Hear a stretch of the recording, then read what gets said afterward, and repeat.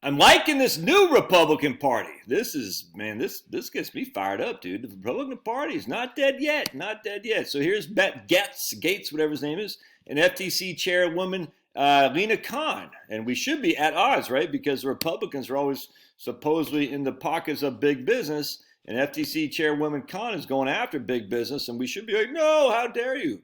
But Biden's trust buster draws unlikely fans, conservative Republicans. Growing skepticism towards big business on the right has won the FTC's Lena Khan new allies. And I, for one, 5 years ago, would have said, Lena Khan, oh my goodness, that Josh no longer exists. And I think there's a wide swath of the Republican Party who's also has agreed with me. They're like, we saw what big business can do. We don't want that. We don't want that. That's not freedom. That's not liberty. That's certainly not capitalism, and certainly not free trade. It's just not. So anyway, check this out. When you're trying to restructure the entire American economy, you take your allies wherever you can find them. Is Lena Khan trying to restructure the entire American economy? Molly Ball and Brody Mullins? Come on. And so Lena Khan, the liberal chairwoman of FTC, welcomes her growing group of Republican fans. And the reason is because she says, rightly so, man, it's windy out. Jeez, it's cold too. Conceptually, conservatives view concentration of power skeptically. And there has been a recognition that concentration of corporate power can in some instances be deeply antithetical towards liberty, 100%. The conservatives, as they call themselves, tend to be younger and Trumpier, part of the growing ranks of Republicans who question unfettered markets and see big corporations as an adversary to their constituents. Wall Street Journal, we don't question unfettered markets. We don't have unfettered markets. That's just a fact. We have statism. This isn't unfettered markets.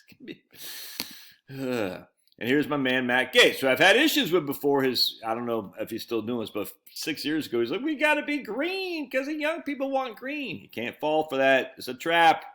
There ain't no such thing as green. The green movement is nothing but a liberal elitist from the coast who got money that want to put you and your kind out of work so you can't travel, you can't enjoy your life, and eating whatever they say. I'm telling you, man, don't fall. The green agenda is evil. It's evil. I'm telling you, man, don't fall for it.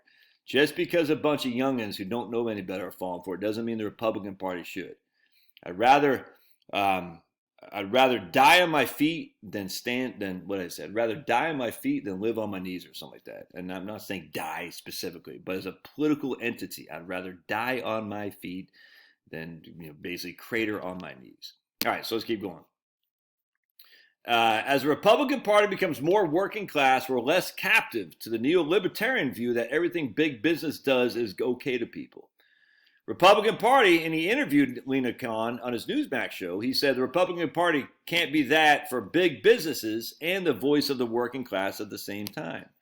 Now, Jim Jordan isn't embracing it. He grilled Lena Khan for 4 hours in July, where he and other GOP representatives accuse her of abusing power and bullying companies. Bullying companies because the companies don't bully back. She has pushed investigations to burden parties with vague and costly demands without any substantive follow-through or, frankly, logic for requests themselves. Okay, well, be as it may. And there's old Lena. But the conservatives' ranks are growing, and some of her backers have speculated that Trump wins this year, he could reappoint her. I would hope, says Gaetz, that whoever the next FTC chair is would continue many of the cases that Chair Khan has brought against predatory businesses. 100%. More Republicans are bucking their long alliance with big business and accusing corporations of hurting workers, stifling free speech, and imposing a liberal agenda on employees and consumers. Their beasts of big business are different than liberals, whose focus on workers' right and corporate greed, but in policy, the two sides sometimes end up in the same place. 100%. Let's see. We are at an inflection point, says this lady. There are a recognition that decades of laissez-faire has not worked for people in antitrust and competition policy is the way we can hold large corporations accountable. 100%. Rising on the right. Yeah, like she's soon to block the Kroger and Albertson merge. Freaking love it, dude. 100%. Khan's rise on the right was apparent in early November when she took the stage at an unlikely venue, the annual conference of the Federalist Society. The influential conservative legal organization. She was just one of two members of the Biden administration to appear. Freaking Before Khan could begin, her interviewer, Todd Zwicky, a professor at George Mason School of Law, uncorked a rant that revealed the underpinnings of the right's romance with antitrust. In 2021, Zwicky has sued his employer, George Mason University, for forcing him to take the jabby. He had videos removed from YouTube for alleged misinformation and had been shadow banned on Facebook, he said. He had seen friends and colleagues vanish from Twitter or disappear from Google searches. Of course, the companies denied their accusations, of course. When like-minded allies try to start their own social network, it was banned from app stores and driven out of business. I'm sort of, I'd say, a market fundamentalist who's been mugged by reality over the last few years. I tell you, man, a conservative is a liberal who's been mugged. A libertarian, right, is a... I let my dog out. Let me say again. A conservative is a liberal who's been mugged by street thugs. A populist is a conservative who's been mugged by corporate America. All right. Now, libertarian is one like me, falsely accused of a crime you did not commit, and you had to spend millions of dollars, but thousands of dollars to prove your innocence, which is weird because I thought we were all assumed innocent. But so anyway, that's how it works, man. A conservative is a liberal who's been mugged by street thugs. A libertarian is one who's been sued or illegally prosecuted, not illegally, but prosecuted by a overzealous magistrate prosecution. And a populist is a conservative who's been mugged by the reality of corporate America and their abuses that they can bestow by the backing of the federal government. So a populist libertarian is where I would fall myself, because I'm definitely not libertarian when it comes to big business. I'll tell you that right now. We've seen what they can do. It's not good. Not good at all. But I'm definitely libertarian when it comes to personal rights, your ability to be free from lawsuits that should never happen. All these people rotting in jail cells, do they actually get a fair trial? I don't think so. All right, so let's keep going here. And so Todd Zwicky, not a populist or some violent, whatever. You're like, oh, tree hugger, that's for sure. I don't. Khan responded with a spiel about the dangers of concentrated corporate power, 100%. For those of us who care about liberty, we care about rule of law, recognizing not just the ways in which the state power can threaten those core values, but the ways in which unchecked economic power can as well. Anyway, so some liberals have expressed angst at the outreach to the right by Khan and her allies, but Khan sees only upside in forging ties across the aisle. She has worked to cultivate those relationships, reaching out to the employees of the Conservative Policy Institute for guidance. 100%, man. And she got 13 Republican votes.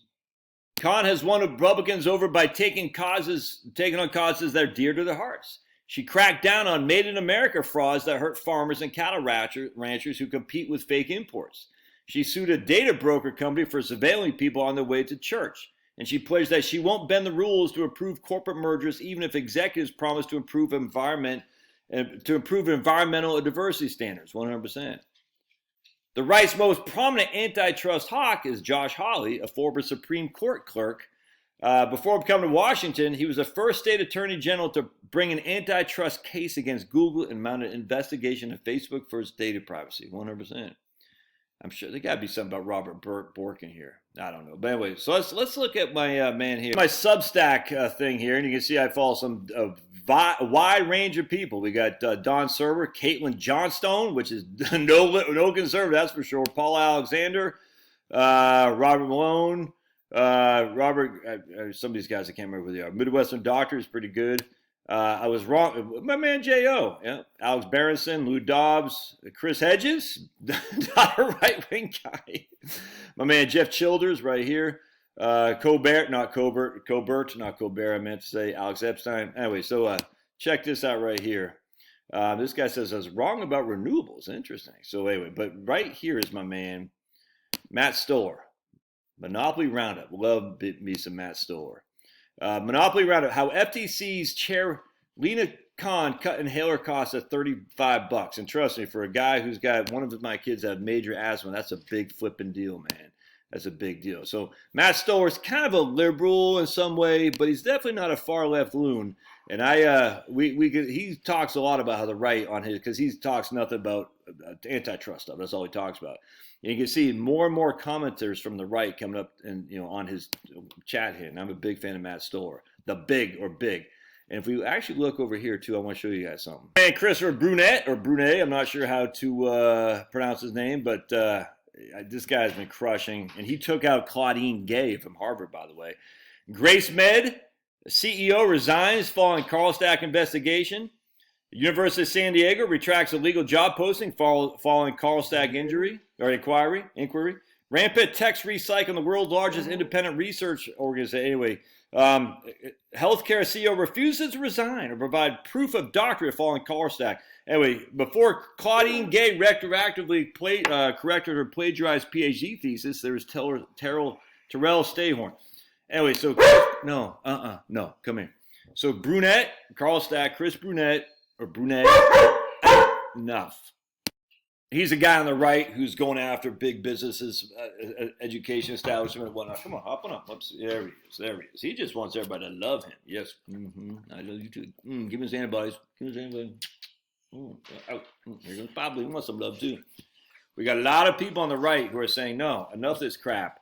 Big business has too much power, and frankly, because of the Republican Party, Robert Bork and whatnot. I would never say Biden is a good guy because he's just a horrible human being. But when they borked Robert Bork, that might have been not a bad thing, frankly. I mean, at the end of the day, Robert Bork's main claim to fame was antitrust, and he basically wanted corporations to run rampant.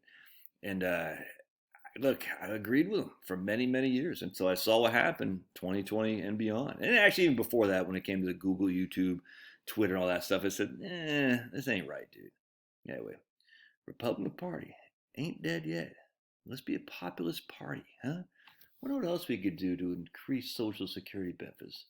Wonder what else we could do. Maybe I'll do a video on that here right now. All right, God bless. Love your thoughts.